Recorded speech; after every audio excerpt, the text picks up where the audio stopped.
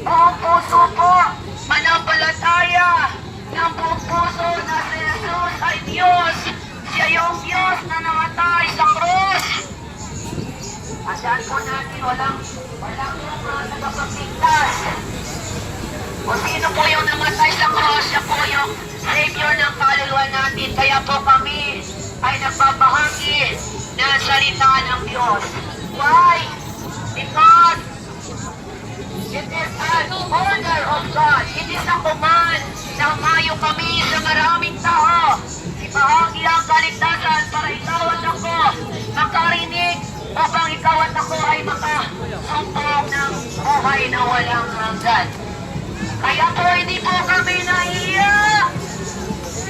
Yung tumatawad sa amin, mawawakan sa laman ng Diyos. It's better to listen to the Word of God than to love Jesus Christ. The more na tumatawag ka kay Jesus, the more kaparusahan ang mararanasan nyo. Kaya makinig lang po kayo. Ito kasi order, command ng Panginoon nang pumunta sa mga kalye kung saan maraming tao to preach the gospel, to preach the good news of Jesus Christ. He is lalakasan ko. Maliit ang speaker ko, mas malakas pa yung kanilang speaker. Lalo na siguro kung ano yung malaking speaker. May party yung boses ko. Sa hapong ito, tandaan niyo po ano, mahal na mahal ka ng Diyos. Walang pasibali yan. Why? John 3:16. For God so loved the world that He gave His only beloved Son, that whoever believes on Him will not perish but have eternal life. 2,000 years ago, ipinakita na ng Diyos sa iyo ang tunay na pag-ibig na siya'y pako sa krus. Ipinako si Jesus sa krus. Why? Because He loves you so much. He died on the cross upang ikaw ay hindi na ipako sa cross. Yun ang katotohanan na hindi alam ng tao. May buhay po at kamatayan. May langit, may impyerno. Kaya po, mahalaga tayo sa panahon natin. Piliin natin yung the best. Pumili po tayo. Nawa po ang mapili niyo yung eternal life sa heaven. We are temporary in this earth. Temporary lang po tayo sa mundong ito. Pansamantala, ang daming namamatay. Hello. Ang dami pong namamatay ngayon.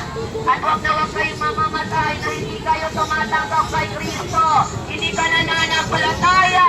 Malawak ang daan papunta sa kapahamakan. Subalit ang daan papunta sa langit ay makipot na daan according to the word of God. Kaya po hindi kami nagsasawa na magbahagi sa inyo ng kaligtasan. Kasi mahal kayo ng Diyos. Ang Diyos ang number 1 na nagmamahal sa inyo. Yung asawa mo, iiwanan ka niya pag nangaliwanan. Subalit ang Diyos na bigay sa iyo ng buhay, hininga. Hindi ka niyan iiwanan. Si Jesus Christ ay concerned sa iyo. Sa iyong kaluluwa. You are precious in the eyes of God. Mahal mo ba ang Diyos? Ang tanong po, mahal niyo ba ang Panginoon? O mahal niyo yung pera niyo, asawa niyo, kabuhayan niyo, kotse niyo? Sino ang inyong mahal? Pero si Jesus Christ is faithful.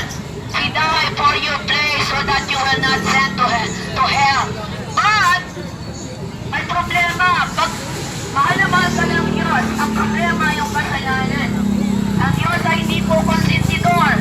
Kung ano yung kasalanan mong ginawa, binayaran ni Kristo sa balit, kailangan mong humingi ng tawad. Kailangan natin ng kapatawaran ng Diyos para matanggap natin ang kaligtasan. Mahalaga po yung kapatawaran. Ang dahilan po kung bakit namatay si Kristo sa cross. Ikaw, habang siya nakapako sa cross, ikaw ang iniisip, ate, kuya. Alam mo ba yun?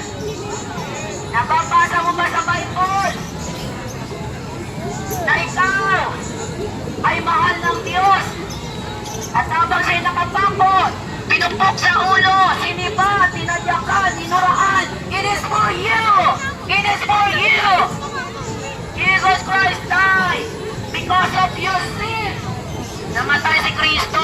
dahil para bayaran ang kasalanan mo. Lahat po ng tao ng kasalanan, walang matuwid, Roma 3:23. Lahat ng tao ng kasalanan, lahat tayo makasalanan.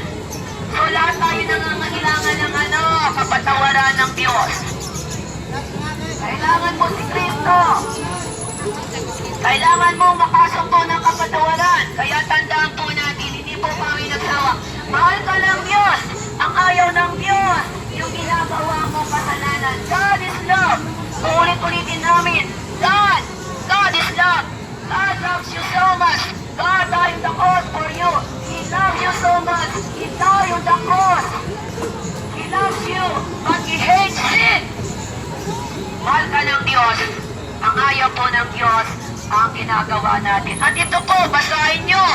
Para hindi po kayo mag-react sa akin. Nakasulat na po ito. Ito po ay nasa Bible. Malaki po, nakasulat po ito. Paano ko babasahin ito? Ito po sa tarpaulin. Yan yung mga bagay, generally speaking, na ayaw ng Diyos sa mga tao. At gusto nyo ng proof. Basahin niyo po sa Bible, sakuhin nyo. Ito yung ginagawa ng Diyos sa lahat ng mga tao.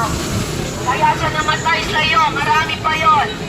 Subalit, kapag ang lahat ng ito na ginagawa natin ito sa ating buhay, hinihingi natin ang tawad, tayo'y patatawarin at ililigtas tayo. Ano po? Ang kakalimutan po dyan, no?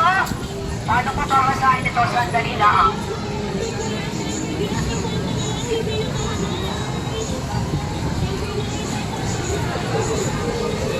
Yan, lalakas na nga. Ibabasahin ko po, ha? Ayon po sa unang Korinto 6:9. Hotel. Ito po ang salita ng Diyos para maniwala po sa inyo. Yung sinasabi namin ay galing sa Bible. Kaya kapag yan kayo nag-react sa Jesus Christ ang pinag-reactan nyo, ano po, hindi po kami. Kaya basahin yung Bible nyo, basa. Sabi doon, namatay si Kristo, John 3:16. Dahil sa ating mga kasalanan, at sa panahon natin, magsisisi na lang